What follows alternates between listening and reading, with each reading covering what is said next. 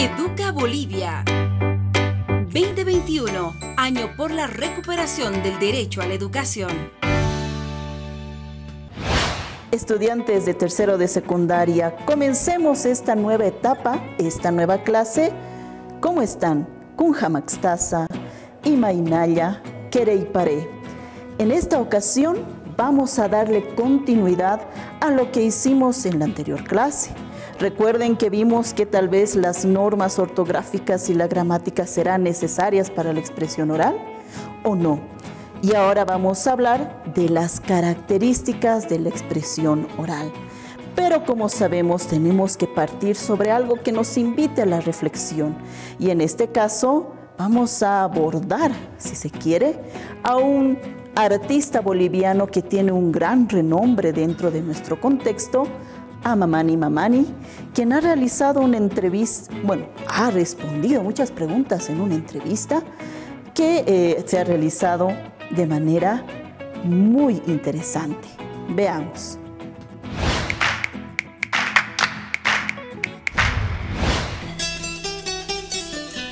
Me cuentan la historia de que no había la aceptación de que se junten mis padres, en especial la familia La Panaca de mi madre. Y bueno, ellos decidieron escaparse, y en Cochabamba dicen quitarse, que es como una palabra quechua, ¿no?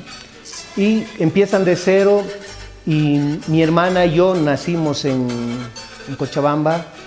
Vivimos parte de mi infancia pues con todo ese verdor del valle, con todas las bondades que da esa tierra, con sus riachuelos.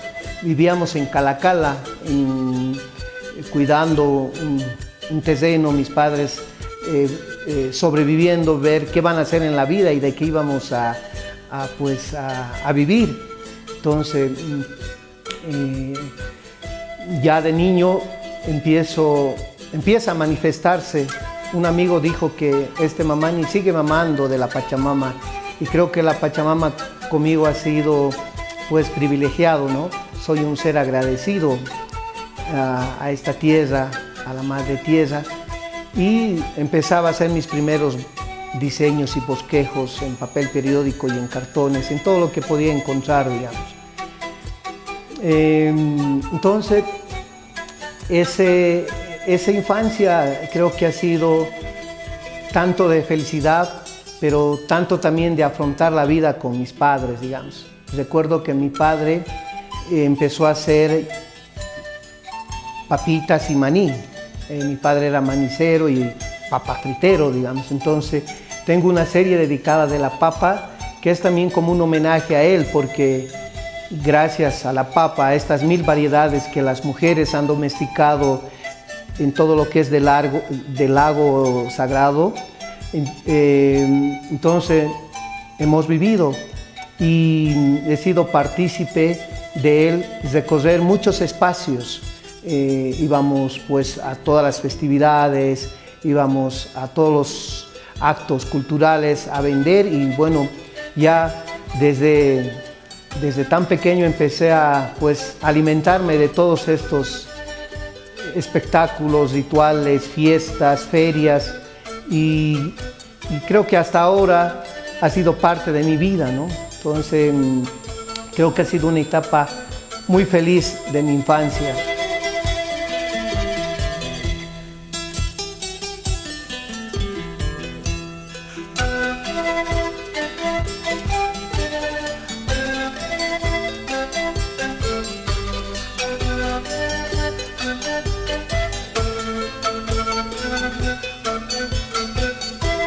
En este recorrido, después de haber nacido en Cochabamba, nos fuimos, otra de las virtudes, creo, de mi padre ha sido siempre viajar y buscar dónde poder vender también y vivir, sobrevivir con lo que hacíamos. Y viví ya en Oruro 3 años, luego nos fuimos a Potosí a vivir otro par de años, y luego a Sucre. Y después de todo este caminar, volvimos a La Paz, a un encuentro profundo y creo fundamental con mi abuela, que era tejedora y era conocedora, digamos, de leer la hoja de coca.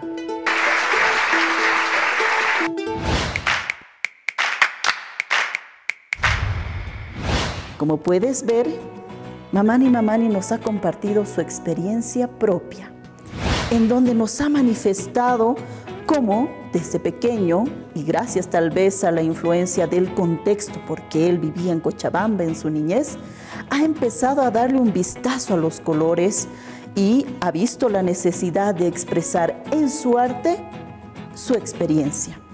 Además, te voy a invitar que trabajemos lo que es, si se quiere, estas preguntas. ¿Qué expresa el artista sobre su vida? Y tú te vas a ver, si se quiere, en este caso, su niñez, sus padres, su empiezo, si se quiere, con el color, con las formas. Atendamos este tipo de manifestación que es artística. El autor emplea términos originarios, como el alajpacha. ¿Qué significará?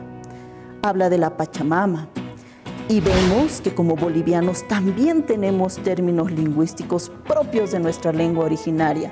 Si tú lo sabes, pues los escribes en esta pregunta, o si no lo sabes, te invito a investigar y a preguntar a tus familiares o navegar a través de la red y buscar ese significado, que no te puedes quedar con la duda. Y por último, ¿cómo describirías la infancia de este autor? La expresión oral, si vamos con los conceptos, tiene que ver con esta capacidad, este proceso mediante el cual las personas empiezan a encarar este proceso de compartir información, compartir ideas, pensamientos y experiencias. Constantemente estamos compartiendo información en un diálogo cotidiano. En este momento, el profesor comparte información contigo, ideas y pensamientos. Lo hacemos de una manera más elaborada también, en debates, en discursos. Pero vas a ver en esta diapositiva en donde vemos este mapa, que nosotros podemos realizar una comunicación interpersonal entre personas en donde sabemos que el emisor construye el mensaje y lo comparte. El receptor lo empieza a comprender. El mensaje tiene que ser claro, obviamente, hablando dentro de un mismo código e idioma, y es importante ver el canal por donde transite ese mensaje. Vemos que necesitamos en primera instancia proyectar las ideas en nuestra cabeza.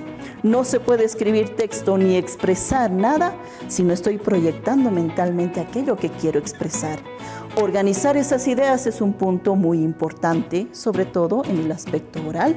Y por último, mostrar ese autodominio con el lenguaje.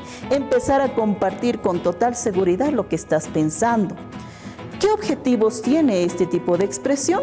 El hecho de que sepas hablar, que es una capacidad importante. Sabemos que desde pequeños aprendemos palabras sueltas y pequeñas, pero a medida que vamos creciendo se vuelve más complejo y desarrollado el lenguaje. Saber escuchar es importante. Muchas personas no toman en serio esta capacidad. El hecho de poder escuchar a alguien mayor, como un abuelo, un anciano, o en estos momentos tal vez escuchar a mi amigo o amiga que está pasando algún problema, es importante desarrollar esto. La dicción y el lenguaje también son parte de esta rama. Si vamos a explorar esta otra diapositiva, vemos qué cualidades tiene un buen desempeño oral. Fluidez, que las palabras se encadenen de manera tal que se entienda el mensaje. Emplear un volumen que puede ser alto, o tal vez necesito tener un volumen mucho más bajo cuando no necesito llamar la atención. La armonía del discurso, y esto muchas veces tiene que ver con que yo organice bien y articule esas ideas. La coherencia, importante, porque tengo que hablar con respecto a ideas que están concatenadas entre sí. El ritmo, dependiendo de incluso la emoción de la persona y la emotividad. Si vamos a ver en qué ámbitos trabajamos, el lenguaje trabaja todos los ámbitos.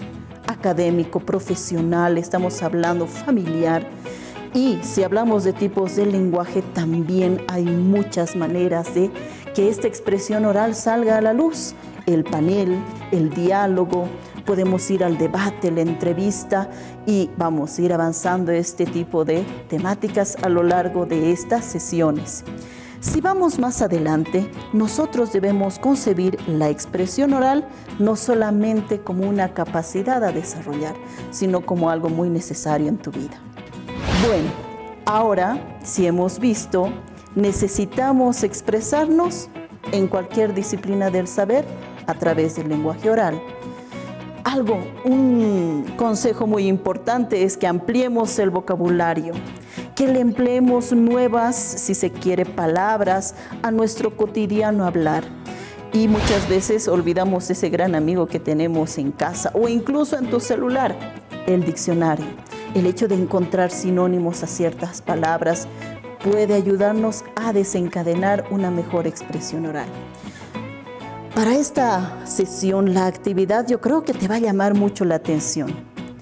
Hemos denominado a esto, es momento de escribir. Nosotros vamos a organizar las ideas y muchas veces no podemos organizarlas mentalmente de manera directa, pero la podemos hacer a través de la escritura.